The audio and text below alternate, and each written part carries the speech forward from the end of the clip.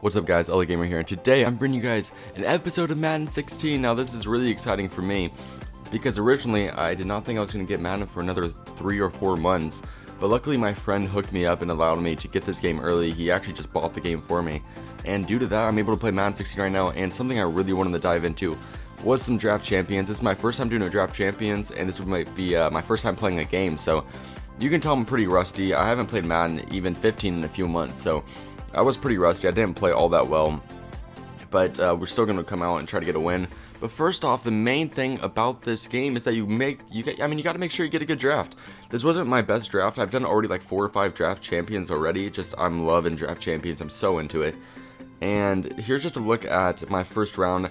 This was a tough decision. I could go with a really nice offensive lineman, but I just don't think offensive linemen produce as well as a really nice top-notch wide receiver would.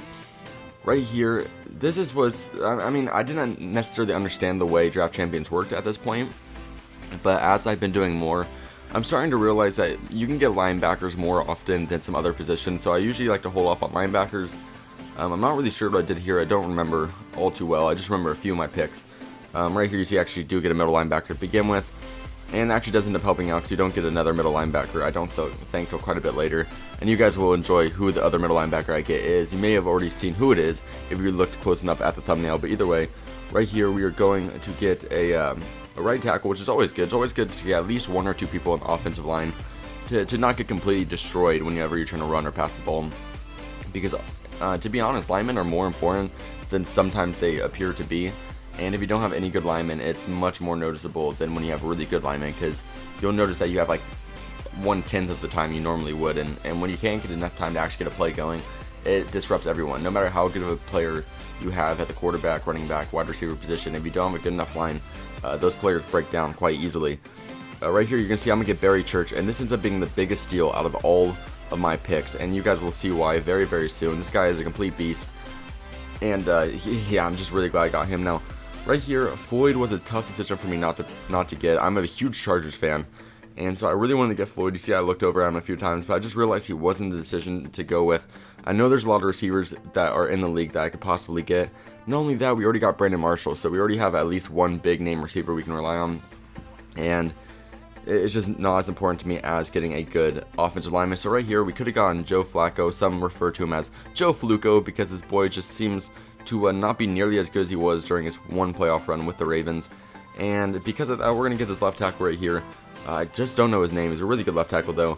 Right here, this was a tough decision for me. I really like Travis Frederick, but I just didn't need that position. And although I like Frederick much more than Iupati, the thing about this draft thing is sometimes you got to choose what you need rather than what you want. And so that's why I ended up actually getting Iupati.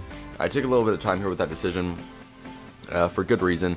Alfred Morris was a guy I considered as well, and this ends up being the weirdest draft you'll ever see, because I'll just say right now, I don't end up drafting a quarterback or a running back. Now this may sound like a big problem, but all of my other things were bolstered so much because of my decision not to get a quarterback or running back that it actually ended up working out really well. And I don't know, I for some reason I had like a good chemistry with all those guys, and even for my first game I played better than expected. It wasn't good, but I played better than expected. So right here, you see, we could get Dwayne Allen. I'm not sure if that's what we did, but I do like Allen a lot, and yeah, that's what we're going to do. He's a really nice tight end, one of my not one of my favorite players, but a player I like more in the league, just because I'm a big fan of Andrew Luck. And of course, that makes me like some of the Colts receivers and some of the things that they do to make Andrew Luck do his thing. So right here, we're just going to completely bolster that offensive line, and it ends up helping us a lot. That's just a crazy offensive line. This was a decision that I may come back to regret now looking at it. The thing that I needed the most is probably a strong safety, but Jarvis Bird's a beast, and you could put him all over the place. Not only that, but Muhammad Wilkerson completely shuts down whatever run game the other person has. So Wilkerson would have been a good option too. I do end up going with Ward though, just because I've always liked him. But he's just not that good in this game. Now he can hit hard, but he's just not, like, IQ-wise, he doesn't know where the ball's going. He doesn't play great coverage, and it ends up affecting me in a lot of situations. So we're going to get our first cornerback right there. We have to have at least one cornerback, or else we're going to get completely destroyed on the receiving side of the ball. And then we're going to finish this off with, I think, was it Terrence Stein that we got? I don't think it was. It might have been. We'll see right here. No, I end up getting, who is that? I literally cannot see my screen it now. Either way, we get a linebacker, it looks like. And the last middle linebacker I get, I said you probably saw him if you look closely enough at the thumbnail. It will be the one and only Ray Lewis. You might be thinking to yourself, why didn't you get Atwater, a great defensive player? Why didn't you get Cunningham, a quarterback, which I obviously needed? Now, let me describe that, or explain why I didn't go with either of those two players. Now, first off, Atwater is a beast on defense. There's no denying that, but I already got some pretty nice safeties. Although Atwater could probably play the cornerback position quite well, I just don't view it as important as a linebacker or what could be a quarterback, so he was probably the last decision I would have made.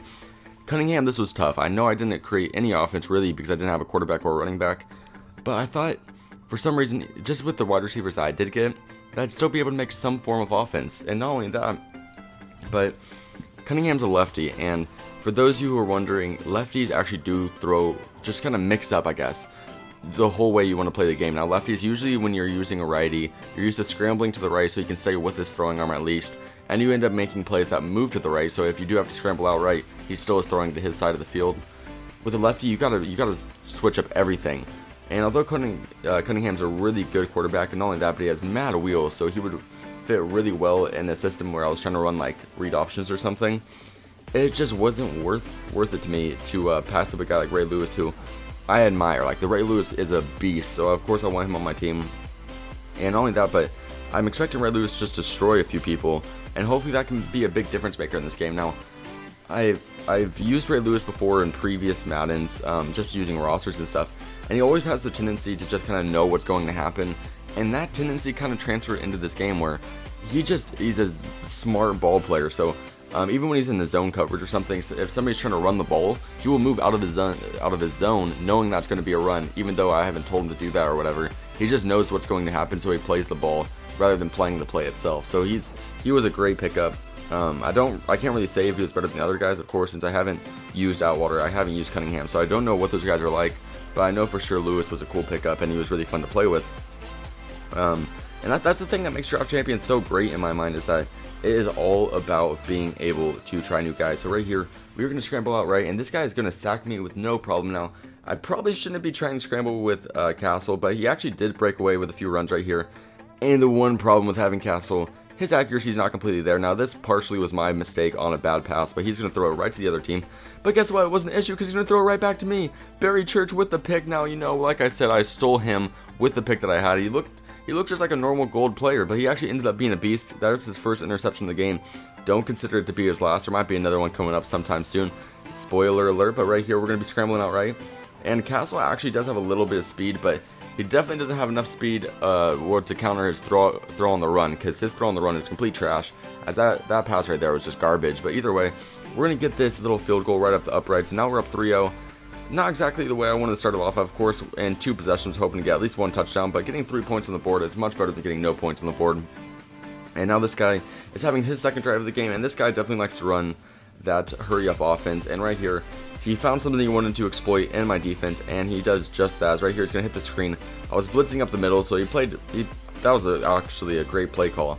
I probably shouldn't have blitzed, but even though, looking back on it, of course, hindsight's 20/20, but he made a smart play, so there's not really much I can say about that. When somebody's blitzing you want to hit that screen play, and he did a good job. So right here, it's going to throw in deep, and of course, that guy's going to come home with it. I don't even know who that was, but I'm saying of course because I didn't get any really good cornerbacks, so whenever somebody's trying to lob up a deep pass on my team at this point, there's not a whole lot I can do because my cornerbacks aren't that good. But right here, he just seems to keep just running the ball up the middle and just kind of driving it home.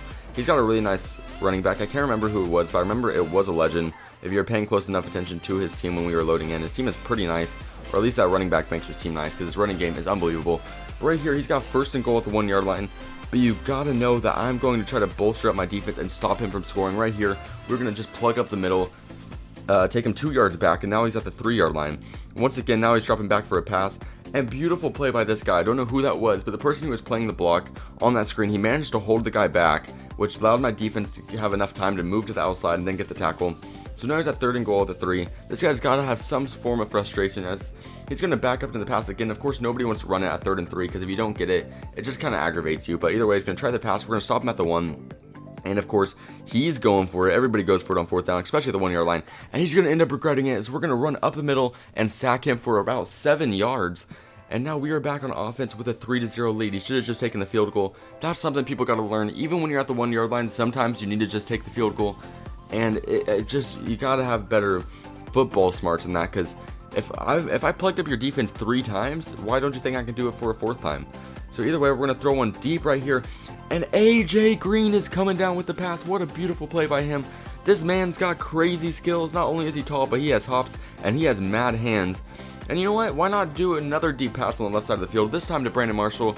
If you pay close enough attention to that play, he just made a mistake with his defense. He blitzed almost all of his secondary on the left side without, leaving anybody to play deep coverage. And so Marshall basically just walked out there and thought to himself, nobody wants to cover me? So he just kept going, and we just threw that lob pass, and that was probably one of the easiest touchdowns I will ever get. So either way right here, he's going to keep running the ball up the middle, keep getting these quick passes, and it's working out quite well for him. My defense just doesn't know how to work against just these quick plays, this quick play mentality, but what we have on our side right now that they do not have is time. So we can just keep trying to slow down these quick plays that they're doing, and hopefully that will balance out how much time we have. And now that we have the ball, all we need to do is get some points on the board, and that should seal the game. After all, draft champions are quick quarters. I think they're 4-minute quarters, so if you can get enough points, you can really just take the game home. So right here, all we're trying to do is make it a 2-possession game. I wouldn't mind taking away some of the clock in the process, and that's kind of what I'm doing. You see, I'm doing some runs. I got that nice little scramble with Matt Castle, and now I'm going to get a quick throw over the middle. So I'm looking around, looking. I'm going to scramble out right with Matt Castle. Now this guy's coming after me, but somehow they just left this man wide open. I think that's AJ Green, and ooh, he put the skates on that boy. He hit him with that spin move, and he was gone. He was nowhere to be seen. Oh, that was a beautiful play. And not only that, but like I said, sometimes you need to take the field goal even when you're at the 1 yard line. That's what I do right there. And now we have a 10-point lead. All we needed was a 2-possession lead, so I had no reason to go for the touchdown at the 1 yard line. And now this man has to try to get something together if he wants to have any chance of coming home with a win. See right there, gets a nice little pass over the middle. And I was like, maybe he's going to try to throw some deep, and of course that's what he has to do at this point. He's going to keep throwing those Hail Marys. I'm hoping somebody can just swat the ball down, do something with it. And he has a one last chance here, 4th and 4. I don't think he's going to go with the Hail Mary again. No, he's not. But it's not going to mean anything because Barry Church is going to cut it off for his 2nd interception of the game. What an unbelievable game by him. He just completely jumped that route, and that guy had no chance. That was just an easy pick for him. So right here, we are now up by 10. We're going to hit him with that quick screen. This was kind of just a D move on my part. I was just trying to get some extra yards. And to be completely honest, I was trying to aggravate this guy a little bit just because I was a little excited with the win. Now, of course, this field goal has no meaning. This is my first time playing Draft Champions. I didn't know if you got anything extra for winning or for getting more points, so that's the only reason I kicked that field goal. I will not make it anyway, so the final score will remain 13-3. And we're going to walk out here with a victory with our first time playing Draft Champions, our first time playing Madden 16. I hope you guys enjoyed. If you did, please click the like button below. Make sure to comment your opinion of the series and what I do to make it more interesting. And make sure to subscribe if you haven't already to stay tuned to this series and other series I have going on my channel. Not only that, but I have a fantasy draft franchise coming out soon. I have a player franchise coming out soon. I don't want to spoil what type of position he's going to be, but it's not going to be the usual quarterback. Let me just say that much. And I really hope you guys check those things out too. If you like Madden 16, you like my content, you like what I did here, all that, you just make sure to stay tuned. It really motivates me to get some more content out there. And that's all I really have to say. Thank you guys so much for watching, and I'll see you guys next time. Peace out.